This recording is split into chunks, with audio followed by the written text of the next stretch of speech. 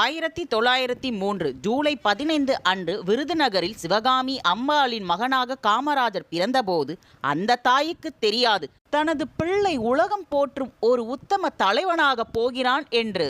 அந்த பிள்ளை தாயின் மடியில் தவழ்ந்து வளர்ந்து படிக்க சென்றபோது தெரியாது இந்த பிள்ளை நமக்கு மட்டும் பிள்ளை அல்ல, இந்த நாட்டில் உள்ள அத்தனை தாய்மார்களும் சொந்தம் கொண்டாடு போகும் பிள்ளை என்று.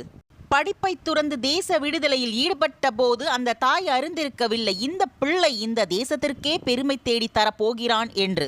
அந்த பிள்ளை காங்கிரஸ் கட்சியில் தன்னை இணைந்து கொண்டு கட்சி பணியில் ஈடுபட்ட போது அந்த தாய்க்கு தெரியாது தன் பிள்ளைக்கு இந்த தேசமே தாய் என்று.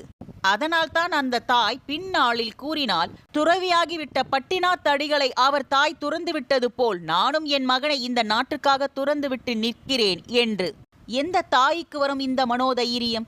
மகன் வீட்டை துறந்து நாட்டுக்காக மட்டுமே உழைக்க முற்பட்ட போது அந்த தாயின் மனம் எவ்வளவு வேதனைப்பட்டிருக்கும் என்பதனை வார்த்தைகளால் விவரிக்க முடியாது.